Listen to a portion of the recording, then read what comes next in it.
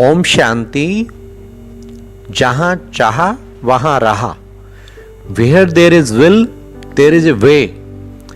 अगर हमारी will strong है, हो नहीं सकता कि हमें वे ना मिले, रास्ता ना मिले। हाँ, विल चलती फिरती थोड़ी है, इतनी स्ट्रांग नहीं है, ये भी कर लें, ये भी कर लें, ये भी कर लें। लेकिन अगर कोई स्ट्रांग विल एक ही तरफ पूरा एक निशाना हो नहीं सकता कि रास्ता ना मिले। लेकिन विल बड़ी स्ट्रांग हो, लक्ष्य पूरा दृढ़ रखा हुआ हो। लक्ष्य कहते हैं ऐसा होना चाहिए जैसे अर्जुन का दिखाया था दृढ़ लक्ष्य। मछली की आंख में, आंख के बीच में बिंदु में तीर मुझे लगाना है और सही निशाना लगा। ऐसे ही हमारी चाह क्या सचमुच इतनी स्ट्रांग है? धुन सवार हो जाए, मुझे ये करना है, फिर आप देखो कैसे सफल होते हैं। अगर सक्सेस स्टोरी इतिहास में जितनी भी पढ़ें, आप देखना एक जुनून सवार हो गया उन पे, मुझे ये करना है। हर वक्त नहाते उठते बैठते खाते पीते एक जुनून, मुझे इस चीज को हासिल करना है, और उन्होंने हासिल किया। तो हम भले अपनी सफलता को कई बार दोषी देते हैं, मेरा भाग्य को दोष देते हैं, लेकिन सच पूछें हमें जुनून पूरा सवार नहीं है। सच पूछें हमारी चाह स्ट्रांग नहीं है। तो चाह स्ट्रांग होनी चाहिए। और फिर चाहना होनी कैसी चाहिए? जीवन का अगर ऊंचा लक्ष्य रखना है तो चाह भी हमारी कैसी होनी चाहिए? हमारी चाहना सांसारिक भी हो सकती है, सांसारिक उपलब्धियां, और आध्यात्मिक उपलब्धियों की भी हो सकती हैं। वैसे तो दोनों में ही ये है, where there is will there is a way. अगर हमारी सही चाह है तो फिर हमें अवश्य ही उसका रास्ता मिलेगा और सफलता हासिल होगी। लेकिन फिर भी हमें जीवन में अगर बहुत उच्च और श्रेष्ठ बनना है तो उसका तरीका हम कुछ आध्यात्मिक, कुछ निस्वार्थ, कुछ निष्काम सेवा की ऐसी कोई चाहना का लक्ष्य अपने अंदर रखें, तब एक महान व्यक्ति हम बन जाएंगे।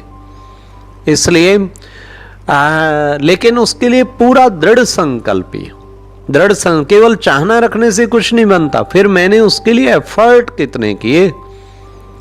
कहते मिटा दे अपनी हस्ती को, अगर तू मर्तबा चाहे कि दाना खाक में मिलकर गुले गुलजार होता है।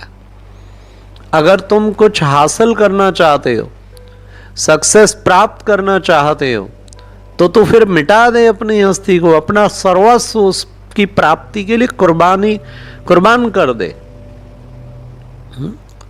इस बल्ब का आविष्कार थॉमस एडिसन, कितनी जबरदस्त चाहना थी, मुझे करना है, मुझे करना। 1000 time he failed in the invention, लेकिन चाहना इतनी स्ट्रांग थी, आखिर इन्वेंट किया, और आज वो आविष्कार का फायदा कितना सारा विश्व ने उठाया। एक यंग मैन 22 वर्ष की उम्र में बिजनेस में फेल हो गया। 24 वर्ष की उम्र में एक इलेक्शन लड़ा कांग्रेस का और हार गया। 26 वर्ष की उम्र में वाइफ की डेथ हो गई। 27 वर्ष में मेंटल ब्रेकडाउन। 35 वर्ष की उम्र में फिर एक सीनेट इलेक्शन लड़ा, हार गया। 45 में फिर हार गया। 49 में वाइस प्रेसिडेंट का इलेक्शन लड़ा और हार गया। 52 राष्ट्रपति का इलेक्शन लड़ा और जीत गया। किसकी है रियल स्टोरी? यह है यूएस प्रेसिडेंट अब्राहम लिंकन की रियल स्टोरी।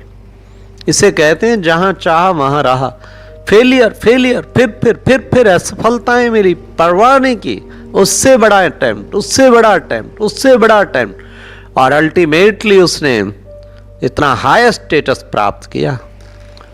तो कहने का भाव ये, हमारी चाह अगर स्ट्रांग है तो हम अवश्य एक दिन सफलता प्राप्त करेंगे। चाह भी स्ट्रांग रखें, केवल चाह से बात नहीं बनेगी।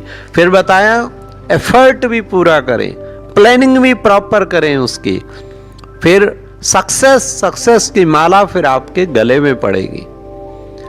तो ये है एक शुभ विचार कि हमें अपनी चाहना को स्ट्रांग, पहले तो दृढ़ संकल्प करें। और आध्यात्मिक चाहना की जो बात की कि एक विश्व, एक for the cause of humanity, उनका बहुत उनको ग्रेट उससे देखा जाता है, जिन्होंने अपने को एक for the service of humanity, मानवता की सेवा में न्यौछावर कर दिया। ऐसी चाहना कोई रख के और अपने पूरा जोर लगा दे तो उसको तो सफलता ही सफलता हासिल होगी और सचमुच उसने जीवन को एक सफल किया। Thank you. ओम शांति।